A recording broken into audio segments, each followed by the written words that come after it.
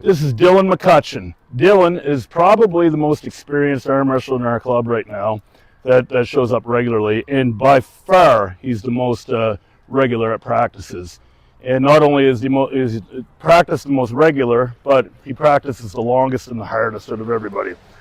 For my money, he's the best pound-for-pound arm wrestler in our club for sure, and I'd put him right up there close to Cody King and the other Dylan. What's Dylan's last name? The little yes, up north. Couturier.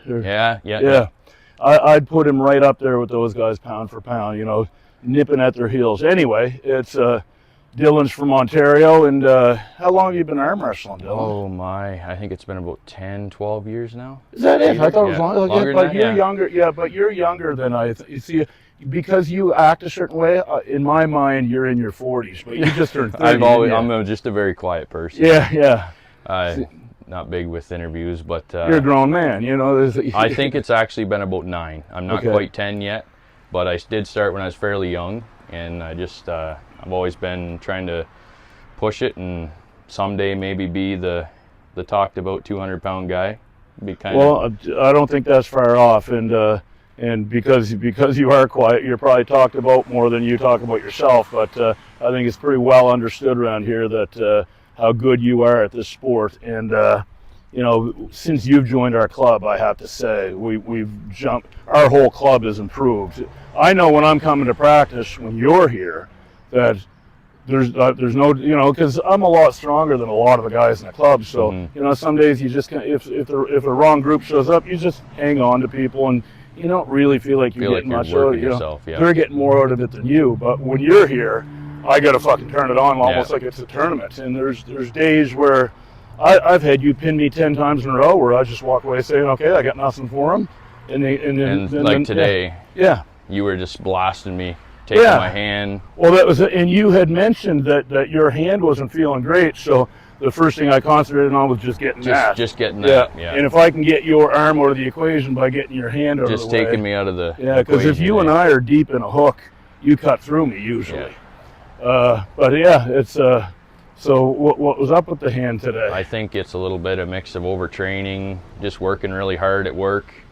Had a busy work week. Right. First week, like my own business, I just started there. It's the first week I had a full book schedule, so that's hard work. Pretty exciting, but I was clearing about 1.5 acres of land, so fabulous. It's a lot of work, but it pays off in the end. I mean, so the fact that your hands are tired now, you know, not only are you putting money in the bank, but you're putting hand strength in the bank too. And the thing about a hand is a hand takes a while to recover. It does. A hand takes longer to recover than any other muscle in the body.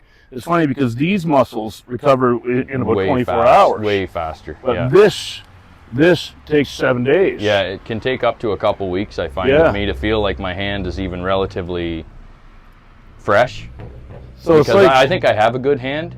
I just don't use it a lot because I have a good side pressure hook game. So think of it like you're putting strength in the bank. You know, if you opened up an RSP today and you went to you give them all the money today, you open up that RSP, you go in tomorrow, they're not going to give you that money. No. You have to wait. You got to wait for it. It's the same fucking thing with your hands. What you're doing with all that extra work and training that you're doing, although your hand might not have felt strong today, give it a few days rest, and you'll be fucking cutting through everybody. That's coming along. Except for me. Except for you. Not pretty big hand. No, I still say pound for pound. If I drew your name, if I was in a tournament and I drew your name first match, I'd be thinking, fuck. Because you know that first match, you want to get one on the board. You don't want to go right on the B side. It sometimes puts a fire under your ass too if you lose your first match. Yeah, I can see if it can be a 50-50. If it's triple knockout, I don't really care. But if it's double knockout, fuck, that's a lot of pressure. It really, it puts a damper on your game. Well, as always, Dylan, I'm in your corner, man. I've been cheering you on from day one, and I just hope that I can see you being a national champion and beyond for sure. There's no reason why you shouldn't be going to the Ottawa Open and winning or fucking being close to winning something. At least placing would be nice. As long as I'm in the top 3. Thanks, buddy. Thanks for the kind words, Pete. Yeah. Appreciate it.